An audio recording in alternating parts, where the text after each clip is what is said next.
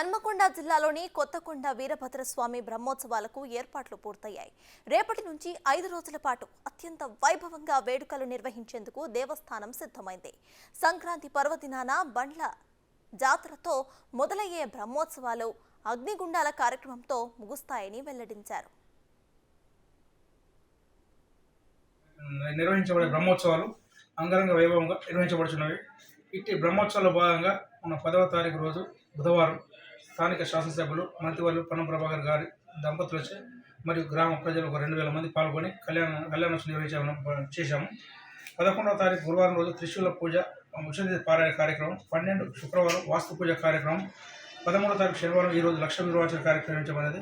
14 ఆదివారం రేపు భోగి పండుగ కార్యక్రమం ఉన్నది. 15 సోమవారం ఉత్తరాయణ పుణ్యకాలం బండ్లు తిరిగే కార్యక్రమం మకర సంక్రాంతి. 16 రోజు నాగవెల్లి పుష్పయాగం.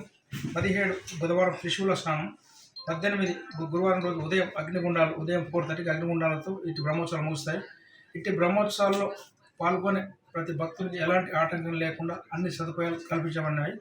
మరియు స్నానఘట్టాల దగ్గర స్నానఘట్టాలు కానివ్వండి, లేకపోతే నీటి సదుపాయం కానివ్వండి, వచ్చే భక్తులకు సరిపడా తీర్థ ప్రసాదం మరియు లడ్డు పులిహోర కార్యక్రమం కానివ్వండి, ఇక్కడ ఆరోగ్య శాఖ వాళ్ళు స్టాల్ ఏర్పాటు చేశారు. మరియు ఎవరైనా పిల్లలు తప్పిపోయిన ప్రాబ్లం ఉంటే ఇక్కడ పోలీస్ డిపార్ట్మెంట్ వాళ్ళు ఒక 400 పోలీస్ బందోబస్తుని విజిటింగ్ ఇక్కడ ఏర్పాటు చేశారు. డ్రోన్ కెమెరా, నిరంతర డ్రోన్ కెమెరా పర్యవేక్షణ.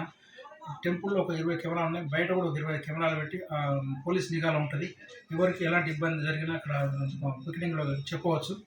మరియు ప్రతి భక్తులు కొంచెం కోవిడ్ నిబంధనలు అనుసరించి మాస్క్ ధరించి దూరం పాటించి దర్శనం చేసుకోవాలని కోరున్నది.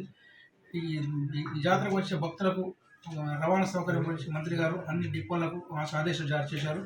ఎవరికి ఎక్కడ ఆటంకాలు ఉండా ఎక్కువ బస్సులు సదుపాయం కల్పించారు. ఈ సందర్భంగా తెలిపేదంటే 4 రకాల దర్శనాలు ఉన్నాయి మన దగ్గర. ఉచిత దర్శనం ఉంది, ప్రత్యేక దర్శనం 50 రూపాయలు, సీక దర్శనం 100 రూపాయలు, విఐపి దర్శనం అని చెప్పి 200. అంటే అంతకుముందు విఐపి దర్శనం కొంచెం టోకెన్స్ ఫ్రీ ఇచ్చేదండి. ఇప్పుడు ఫ్రీ అనేది మంత్రి గారు కోఆర్డినేషన్ మీటింగ్లో క్యాన్సిల్ చేసి 200 టికెట్ పెట్టారు. దానికి అనుగుణంగా పెట్టే తదుపరి వారు టికెట్స్ ఒక 1000 టికెట్